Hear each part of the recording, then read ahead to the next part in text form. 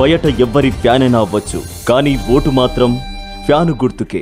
నమస్తే అన్న. సినిమా హీరోగా ఎవరిని మీరు ఇష్టపడతారు? సినిమా హీరోగా అయితే మహేష్ బాబే అన్న.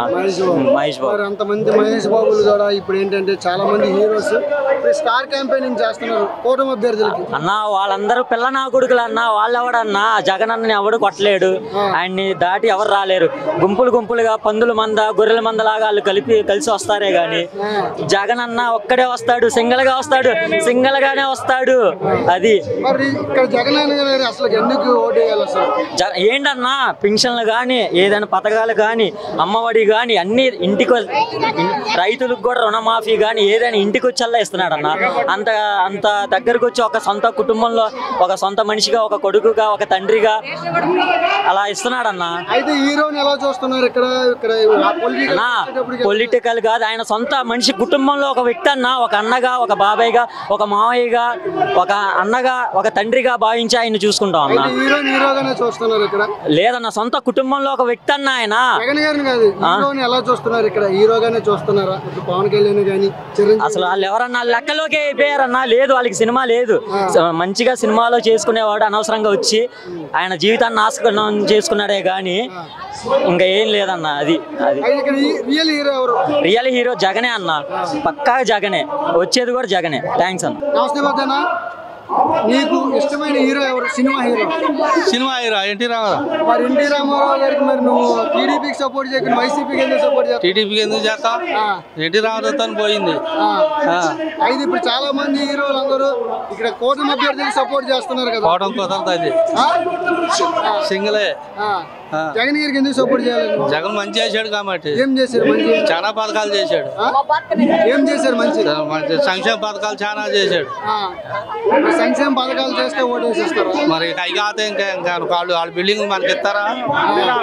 మరి కూటమి అభ్యర్థులు చాలా మంది ఇప్పుడు హామీలు ఇస్తున్నారు కదా. ఏది ఒక్కడు ఇలేదుగా, అంతకుముందు ఇచ్చారు ఇలేదుగా, అంతకుముందు ఇచ్చారు ఇలేదుగా. నిరుద్యోగ బుచ్చిస్తా అన్నాడు ఇలేదు. మరి జాబ్ రావాలన్నాడు ఇలేదు. మరి ఇన్ని గృహాలు అప్పుడు ఇచ్చారా? ఇన్ని ఇళ్ళు అప్పుడు ఇచ్చారా? సినిమాలు అంటే వాళ్ళు ఇష్టం, వాళ్ళు తెచ్చుకుంటారు డబ్బు ఇచ్చి. అభిమానం ఉండాలి కదా గుండెల్లో. అంటే డబ్బు వరకే వస్తున్నారు చెప్తున్నారు. మరి అంతే. అభిమానంగా వచ్చేవాళ్ళు ఎవరు? అభిమానంగా వచ్చేవాళ్ళు. నేను అభిమాని.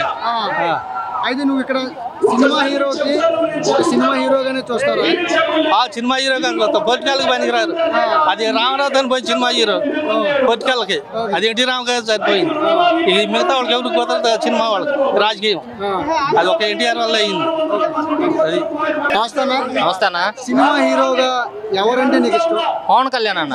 పవన్ కళ్యాణ్, రామ్ చరణ్ పక్కా ఫ్యాన్స్ నేను. మరి అడ్డుపక్క చేయకుండా సపోర్ట్. మరి ఫ్యాన్స్ వేరు అన్న, అభిమానం వేరు, రాజకీయం వేరు.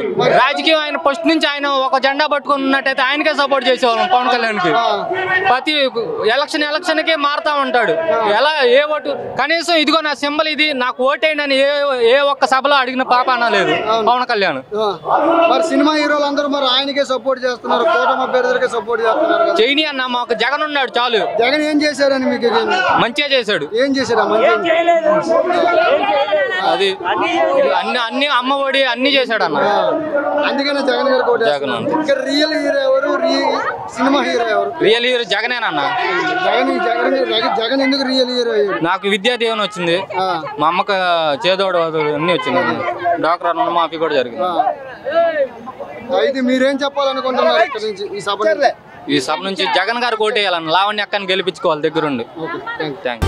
బయట ఎవ్వరి ఫ్యాన్ అయినా అవ్వచ్చు, కానీ ఓటు మాత్రం ఫ్యాను గుర్తుకే.